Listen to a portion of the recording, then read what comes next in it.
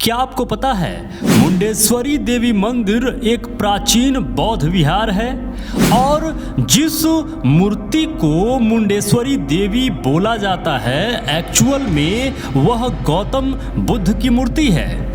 इस news report के माध्यम से आप पूरी तरीके से समझ पाएंगे कि यह किस कालखंड की मूर्ति है, इसे कब बनाया गया और कब पाखंडियों ने इस पे कब्जा किया और किस तरीके से इसको एक बिजनेस का, एक व्यापार का प्रारूप बना दिया। तो निवेदन है वीडियो अंत तक जरूर देखिएगा। भारत यानी जम्बू द्वीप अतियों का देश रहा है। इसी देश में ज्ञान की इतनी अति हुई कि यह देश विश्व गुरु बन गया था। गौतम बुद्ध के ज्ञान के कारण यह देश विश्व गुरु बना और इसी देश में अंधभक्ति की इतनी अति हुई कि यह देश सपेरों और मदारी का विश्वगुरु बन गया। बाहर दुनिया के लोग जब भारत की तरफ इस समय देखते हैं तो उनको ऐसा प्रतीत होता है कि भारत आदिवासियों का देश है, भारत सपेरों का देश है, भारत मदारियों का देश है। झूठ, पाखंड, भ्रष्टाचार चरम पे पहुंचा हुआ है इस समय इस देश में। अब जरा गौर से देखिए इस फोटोग्राफ को, इस मूर्ति को देखिए तो जरा। यह फोटो कैमूर पर्वत की पवरा पहाड़ी पर बनी मुंडेश्वरी देवी मंदिर का है। अब यहाँ ध्यान से इस मूर्ति को देखें। यह आज का दैनिक हिंदुस्तान पटना में छपा खबर है। इस मूर्ति को देखने वाला थोड़ा भी विवेकशील व्यक्ति होगा तो वह इस मूर्ति को देखते समझ जाएगा कि यह मूर्ति ज्ञान प्राप्ति वाला विश्व गुरु का है, क्योंकि इस मूर्ति के बाल घुघराले हैं और इस तरह के बिंदीनुमा घुघराले बाल सिर्फ गौतम बुद्ध की मूर्तियों में बनते हैं, यह जग जाहिर है। प्राचीन काल से इस तरह के घुघराले बालों वाली मूर्ति भारत में किसी भी अन्य की नहीं बनी है। मदारी का खेल दिखाने वालों ने इस मूर्ति में नकली आंख बनाकर लोगों को अंधभक्त बनाया है ताकि इस देश को सपेरा व मदारी में विश्वगुरु बना सकूं। जरा गौर से देखिए इस मूर्ति की आंखों को। ऐसा प्रतीत होता है कि इन धूर्तों ने किसी व्यापारी को झाड़ पर चढ़ाया होगा और कहा होगा कि इस मूर्ति को सोने की आंख लगवा दो, तुम राजाधिराज बन जाओगे, तुम धनकुबेर बन जाओगे, तुम इस विश्व के सबसे पैसे वाले इंसान बन जाओगे। तो उसने भी फट से 2 सोने की आंखें इस मूर्ति को लगवा दी। संभावना तो यही व्यक्त किया जा सकता है।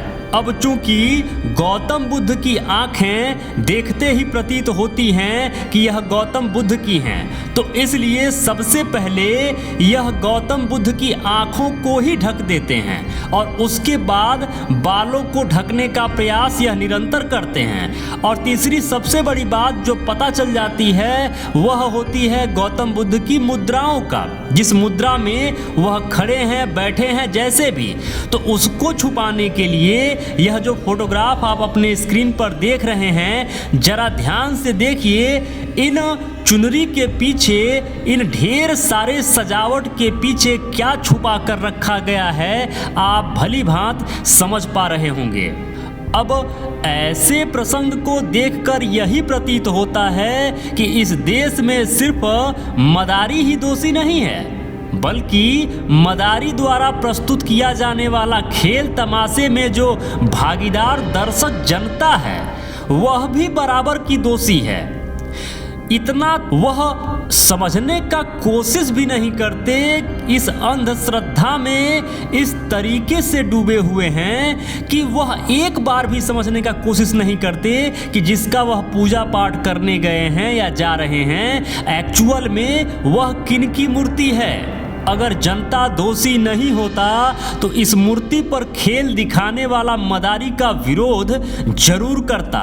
लेकिन दोषी तो जनता भी है, जो चाटुकारों की तरह, जो धूर्तों की तरह, जो गधों की तरह इन पाखंडियों के जाल में फंस जाती है और फंसी हुई है। इससे साफ प्रतीत होता है कि सारा दोष यहाँ की अंधभक्त जनता का है, जो पीढ़ी दर पीढ़ी अंधभक्ति की सरोवर में डुबकी लगाकर अपनी नई पीढ़ी को और ज़्यादा अंधभक्त बना रही है। तभी तो मदारी आसानी से जनता को मूर्ख बनाकर रोजगार कर रहा है। अब इस मंदिर में स्थित इस बौद्ध स्तूप को देखिए, इसको शिवलिंग कहा जाता है। मैं आपको पहले भी बता चुका हूँ कि महायान से जब वज्रयान बना, वज्रयान से जब तंत्रयान बना, तो तंत्रयान और वज्रयान में इस तरह की मूर्तियों का निर्माण होता था। यह जो देव होते थे या आचार्य होते थे, या फिर आप ये कहिए अरहत होते थे, जब वह देशना देने, वह देव जब देशना देने या ये कहिए कि वह बौद्ध भिक्षु देशना देने जब आम जन में जाते थे, तो उनकी याद में इस तरह के स्ट्रक्चर, इस तरह के स्तूप बनवाए जाते थे, जिसमें उन देवों के यानी उन अरहतों के यानी उन भिक्षुओं के चेहरे इस स्तंभ पर चारों तरफ बनाए जाते थे, जिसे बाद में पाखंडियों ने शिवलिंग घोषित कर दिया। मेरे मित्रों, सच तो ये है कि प्राचीन काल से 8वीं और 10वीं शताब्दी तक भारत सिर्फ बुद्धमय रहा है, और मैं गारंटी के साथ यह भी कह सकता हूँ कि जितने भी प्राचीन मंदिर आपको मिलेंगे वह सभी के सभी बौद्ध विहार रहे हैं, और जितनी प्राचीन मूर्तियाँ आपको मिलेंगी वह 95% सभी की सभी बुद्ध धर्म से संबंधित मूर्तियाँ आपको मिलेंगी, बुद्ध धर्म से संबंधित धरोहर आपको मिलेगा। इन्हीं धरोहरों को 8वीं और 10वीं शताब्दी बाद पाखंडियों ने शैव पंथ का निर्माण कर इन सभी विरासत को हड़पना शुरू कर दिया। भारत में जहां भी आप खोदेंगे बुद्ध धर्म से संबंधित धरोहर जमीन के नीचे से निकलेगी।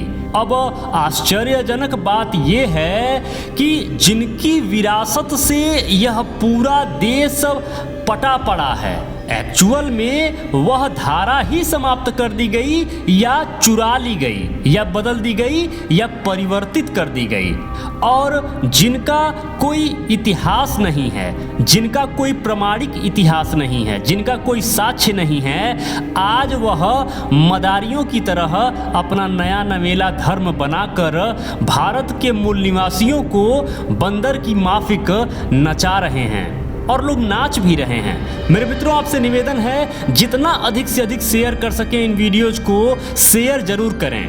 जो भी मित्र अभी तक इस चैनल पर बने हुए हैं, ये वीडियो देख रहे हैं, आप सबको बहुत बहुत मंगल कामनाएं। नमो बुद्धाय, जय भारत।